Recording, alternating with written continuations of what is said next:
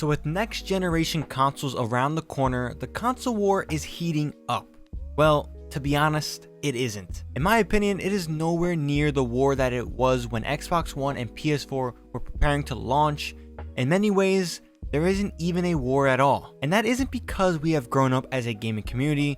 It's because before the year turned, most of us knew what we were getting. Before 2020 rolled around the corner, I knew I wanted a PS5. However, I wanted to give Xbox Series X a chance, but saying the name Xbox Series X sucks. Is it just me, or does Microsoft just suck with the names? Xbox Series X is too much, and I don't even get me started on Xbox One. Now, I'm sorry for getting off sidetracked, but if I didn't get that out of my system, I might have gone crazy. So in this video, I want to break down the problem I have with the new Xbox Series X, as well as the current gen Xbox One. Please guys, I hope you stay for the whole video. While this may seem like I'm grilling Xbox, I'm not. I'm just trying to highlight how this console war is already over, but how in many ways it is blinding us to the issues among both consoles. Let's suppose that you were able every night to dream any dream you wanted to dream. And that you could have the power within one night to dream 75 years of time.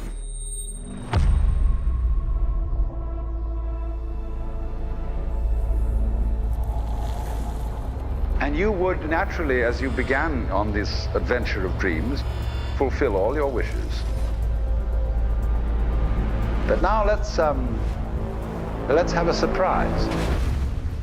Let's have a dream which isn't under control.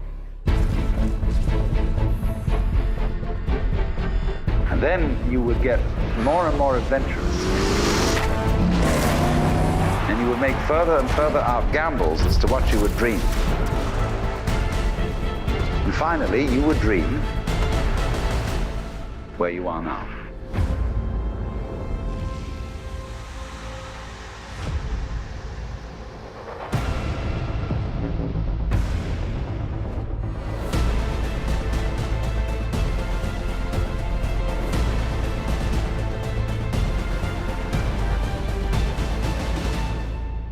Now this reveal trailer for the Series X, and to many people's surprise, we got a look at the console. But besides hearing the voice of one of my favorite philosophers, Alan Watts, I really didn't feel anything towards it. And looking at it, I saw a trash can. While I'm not going to be comparing the looks of the Xbox Series X and the PS5, but it's fair to say that, the looks are just, wow. We got absolutely nothing from this reveal as well. No gameplay, only a CGI render of their so-called exclusives, and the look of the console. Now, when we watched the showcase of the PS5 reveal, I feel something else entirely. And despite having similar reveal trailers, the process of the build-up was entirely different. I hinted at the problem earlier, but now I will tell you guys the issue with the Xbox consoles. This past generation and the one coming up, we are given no reason on why we should buy an Xbox console. We will get into the exclusives in the next part of this video, so I won't bring it up right now, so I will talk about the presentation for now. When you see Phil Spencer, he fails time and time again to give a reason to get an Xbox.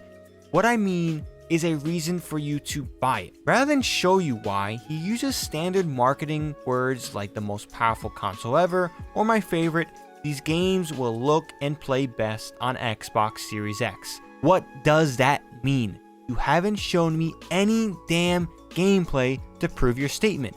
Pretty much the only full gameplay we've seen is from Halo Infinite. It got delayed, thanks to Craig. And while the same thing could be said for Sony, despite them recently showcasing a uninterrupted version of Ratchet & Clank demo, Sony hasn't done much on the gameplay side as either. But Sony doesn't have to. This is simply because we know from their history with the PS4 that they will show full-on gameplay when it's ready. With Xbox, time and time again, they give us little to work with, tied along with empty messaging. Cyberpunk is set in a metropolis of the future, where body modification has become an obsession. You play as an outlaw, an enhanced mercenary working in the sleazy underbelly of the city. Yeah. Okay, but let me tell you, the feeling of being there, of walking the streets of the future, is really going to be breathtaking.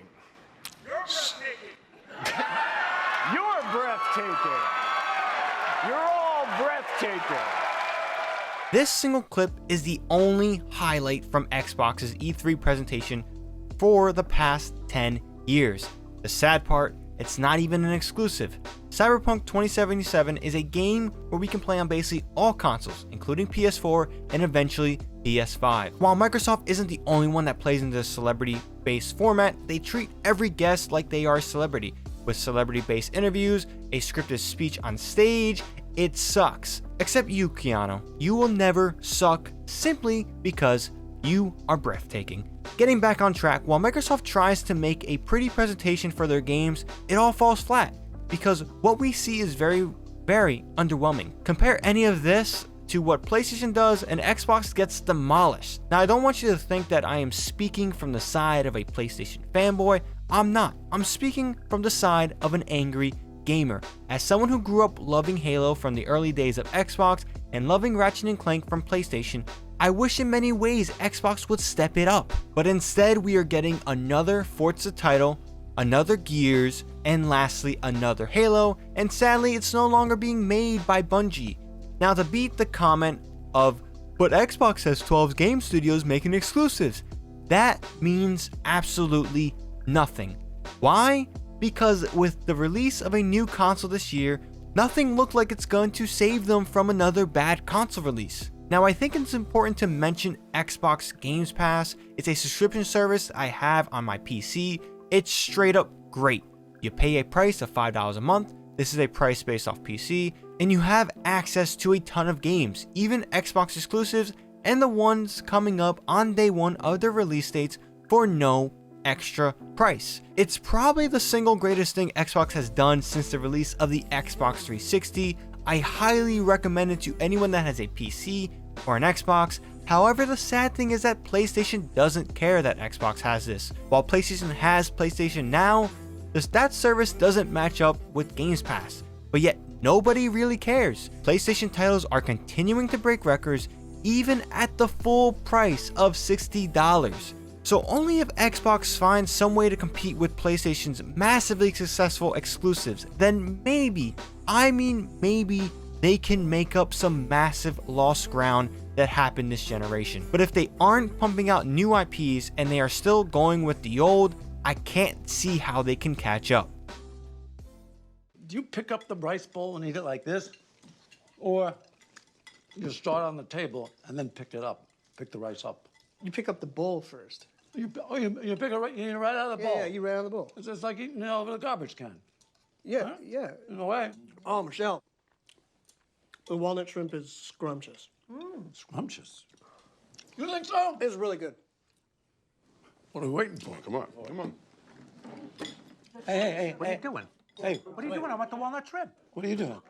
I'm turning the lazy Susan the way it should be turned, in order. No. A lazy Susan is like a roundabout, okay? I'm sorry, I don't think you're right. Okay, I don't think you know how a roundabout works. It's first come, first serve. That's a roundabout. I don't do think know you how a I roundabout don't works. think you do. It works like a lazy Susan. No, first Car come, to first car. serve. That's not how a lazy Susan works. It's how a lazy Susan. Please, can I ask you both a favor? Can you please not use that term, lazy Susan? It's got racist and sexist connotations, and I'd really prefer you just not call it that. Whoa. Lazy Susan? Yes. Who is that racist towards? Susan's? That's crazy. Where'd you get that? Okay. I would just like you to not use the term. You're right. You know what? It should be. We should definitely start using the ambitious Susan. Yes. Please spin the indefatigable Susan. Oh, can we have the multifaceted Susan my way, please? Yeah, spin the industrious Susan. Ooh, can you spin ambidextrous Susan? Oh, the please? ambidextrous Yes, Susan. both but ways. Yes, both You're ways. so funny. You want it? You want it? You want it? Now, with this rise of the console war, I think we have, as a community, are all wrong about it. Even though I mentioned this war hides, I think the biggest problem with Xbox and even PlayStation PC, you name it, it makes us gamers blind to what the problems are in the industry. Even makes us forget to give credit to a studio or a publisher that does some good. In this case, Xbox players shouldn't be out defending Xbox, calling these PlayStation fanboys all these slurs. You guys should be pressing Microsoft hard to get a console that when the other console drops something you guys don't have to have an envy feeling. For example, when Spider-Man dropped, PlayStation players should be pressing Sony hard to get a subscription model like Xbox Games Pass. I love my PS4 as much as I love my Xbox 360. Well, before the 360 got hit with the Red Rings of Death and then I got my own PS3, but I know the answer to why I should get a PS5. Games like Spider-Man Miles Morales, or Ratchet & Clank, or Gran Turismo 7, or Horizon Forbidden West soon in the future, a God of War 5 or 2, whatever they're going to want to call it. I know that Sony shows more of their games rather than only talk about them. I also know that PlayStation is not looking like it has any plans to slow down on their dominance. In many ways, Xbox is at fault. They shouldn't be letting Sony just dominate them, especially when they were at one point the face of the consoles. I do not know what Xbox will do in the next generation, but whatever this is, they need to give us the answer to why we should buy an Xbox. Make me, as someone who has a PC, a PS4, soon to be a PS5, look at the Xbox Series X and see something to be desired. Until then, I'll keep asking the question of why I should buy an Xbox until they give me that very answer. I hope you guys enjoyed this video. Again, this wasn't a video that was meant to stir up the console wars, even though I think the war is long but dead, and that anyone still using them isn't helping either Xbox or PlayStation get better. Hell, even Nintendo. God, how I hate how they present and release things. I could and will probably make another video talking about Nintendo, but I just think it's important to mention how we need to be better at seeing the problems with each console instead of attacking other consoles and denying each console's problems. We let taking sides determine our views sometimes. Instead, let's work on being one community despite what system you play on. Now, if you guys enjoyed this video, drop this video a like. It helps out the video, as well as leave a comment down below with your thoughts.